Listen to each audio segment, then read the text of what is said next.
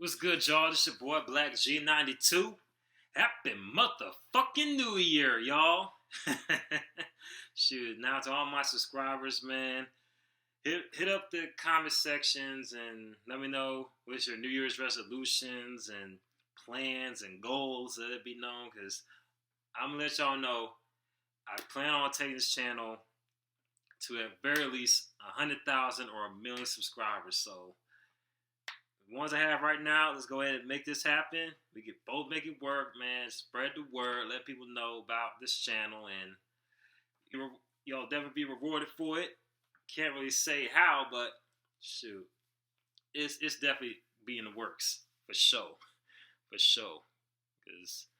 and I definitely appreciate the ones that been rocking with me thus far. So without y'all, this channel probably wouldn't even have the views that it has right now, and that's being 100% honest with y'all.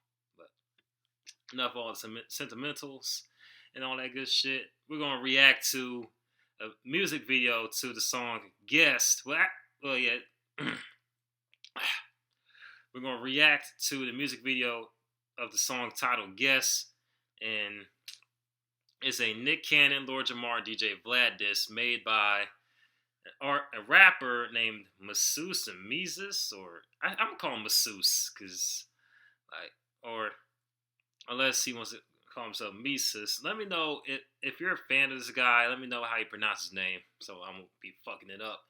And I've actually seen it once, so it's gonna be a review slash reaction. So I might pick up on things I probably didn't my first watch this video. So we're gonna see how it holds up and all that good shit in about 3, 2, 1. Let's make sure the volume turned up. Yeah. So white people are guests in hip hop, huh? White people are guests in black music. What the fuck is black music? Music isn't a color. Music is a fucking sound. Call me guest in my own. Now, as far as the statement he made, man, shoot, he definitely holds some truth right there. Because even though hip hop originally started as predominantly black and founded by folks that are by all means black, and well, there are some Latinos as well, but mainly black folks were the ones that founded hip hop back in '73 in the Bronx, as a way to keep the kids off the street and all that good shit. But as with most genres of music, it spread wings, and people that are not exactly black that also grew up in the hip hop culture came about, added their own spin, their own stories, experiences to it. So I can't really say white folks by default are guests in hip hop. It all depends on who you're talking about as such. And as far as music itself being specified by color, doesn't exactly work in that manner neither. So it's one of those things where it all depends on how you view it, man. For real. So I'm definitely gonna check this out. I'm definitely gonna continue to watch this video, and shit, we're gonna get back to it.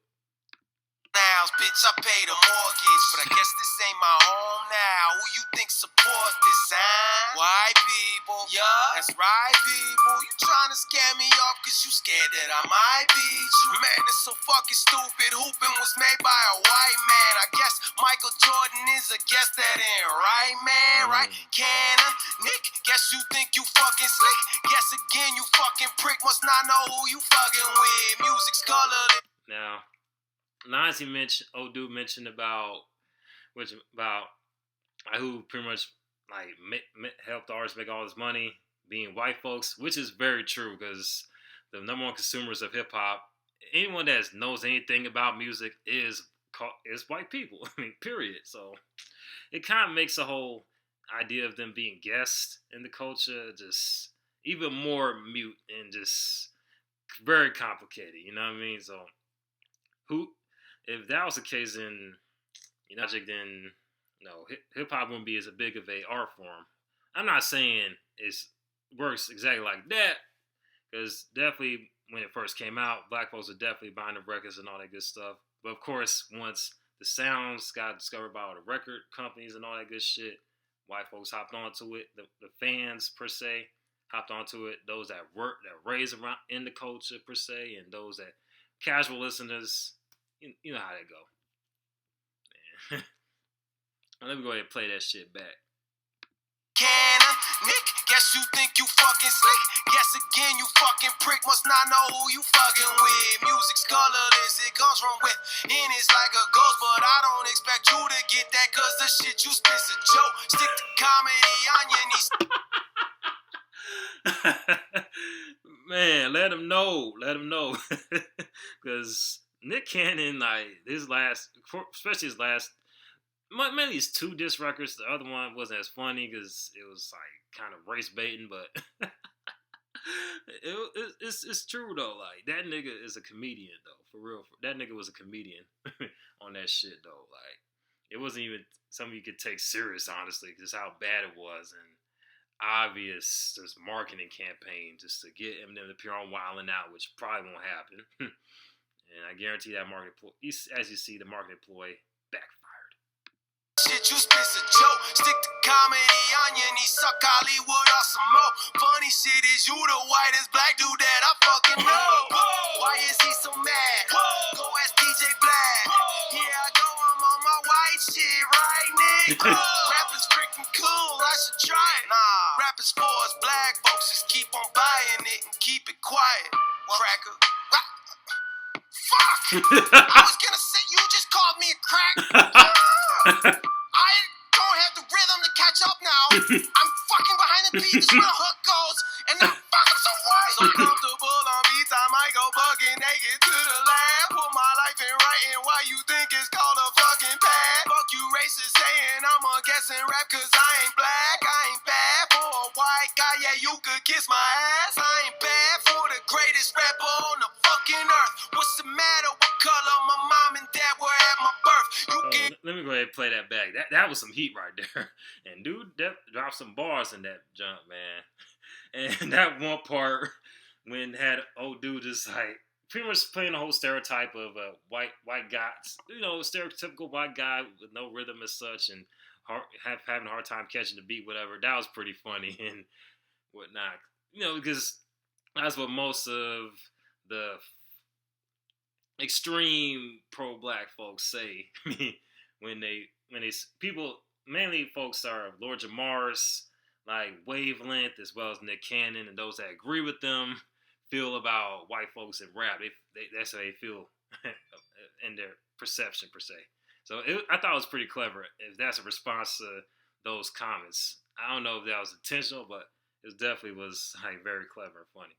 Naked to the lab, put my life in writing. Why you think it's called a fucking pad? Fuck you racist saying I'm a guessing rap, cause I ain't black. I ain't bad for a white guy. Yeah, you could kiss my ass. I ain't bad for the greatest rapper on the fucking earth. What's the matter? What color my mom and dad were at my birth? You could eat a big fat bowl of dick if you think that my bars don't belong in rap, cause my skin color don't match Lord Jamar's. Becky, oh my gosh, why is he talking so harsh? Why doesn't he feel like slavery is all his fucking fault? Probably cause it's fucking not. I just dropped a video with a noose in it, and I had the YouTube how to tie the knot.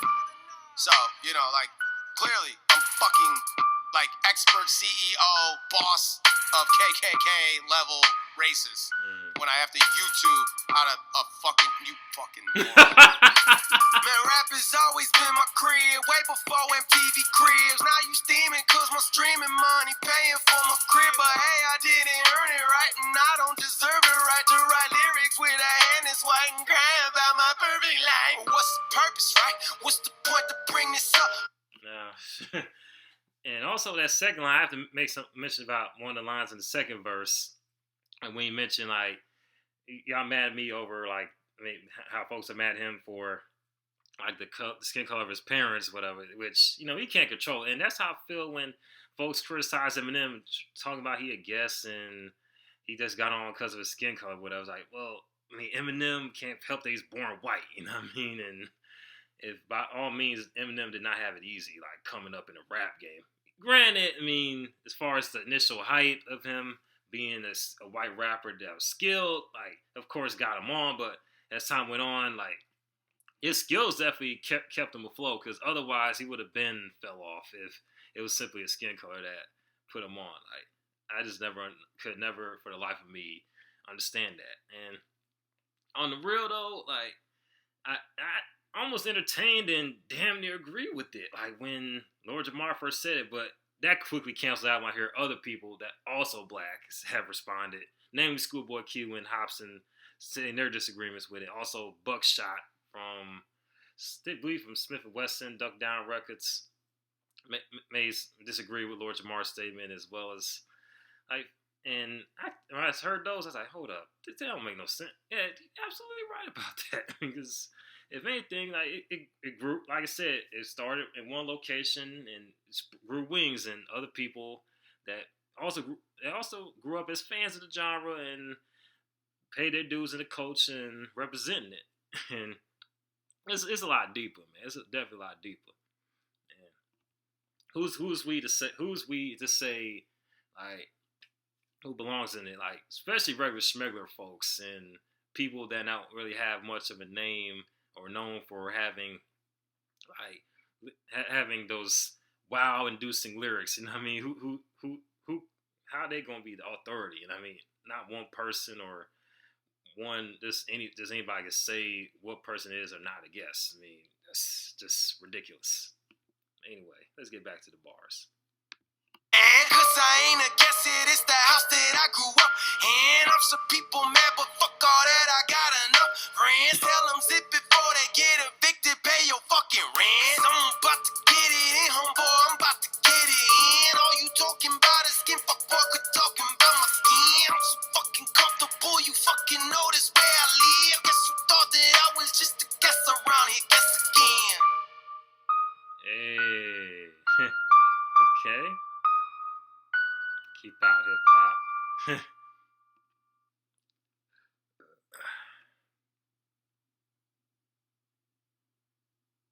You gonna walk in that house. Shit, to be continued. Oh man, I guess in Home is part 2, because I see the advertisement for it on the screen. But yeah, that was like, yes, and it still holds up even after the first time I watched it. Like, without bringing it to you guys first, my apologies. But hey, might as well. And also, like to say, it was like I say, he really like went in on Nick Cannon and Lord Jamar, how ridiculous their statements are, and just. And it was pretty funny when he said, like, "You're the whitest black person I ever known." I was like, "Oh shit!" You know what? You might be damn near right, because I mean, for those that don't know, Nick Cannon dropped an album going on 6 years ago, back in 2014, titled "White People Party Music," and dressed up and had his face in makeup, looking like a stereotypical corny white guy with the blonde hair and everything, like looking all happy and shit. While he's promoting the album, I was like, you may have a point there. And the other skit about like other white folks like question how come we going so hard with the woo and all that good stuff. It kind of reminds me that Mesus may be a Eminem fan, like because Eminem used to have those type of skits all the time, like on his songs or whatever, in between his verses. In different voices and everything. Like, Eminem used to do that quite a bit. And he does that a little bit on his more recent songs, just not as much. You know what I mean? Because, Eminem's a lot older. He wants to talk about other subject matter aside from this, like, doing trolling type songs, whatever. Fucking with people for no reason. But anyway, man, like, I'm definitely going to look into Home blindly. It's going to be a blind reaction. And I'll just say as well, the visuals were on point. And like Mesus's, like the extras in the music video did their part as far as illustrating like folks like kind of sitting outside of that metaphorical house of hip hop and having to keep out sign and like, and it was pretty. And I never heard, I didn't exactly heard too much of like much lines going at Vlad specifically. He may have. I mean, some might have went over my head, but I kind of did feel that though. it wasn't obvious though, because Vlad, you can't really take Vlad serious because dude is all about like ratings and views. He has some interviews that are not in that format, but for the most part, they're all about views and having the most clickbait in the titles. But if you want me to react to more Mesus' songs or music videos, hit me up in the comment section below. And shout out to Justin Bosman for the recommendation for me to react to this video. And this is Black G92, about to sign off. Holla at your boy. Peace.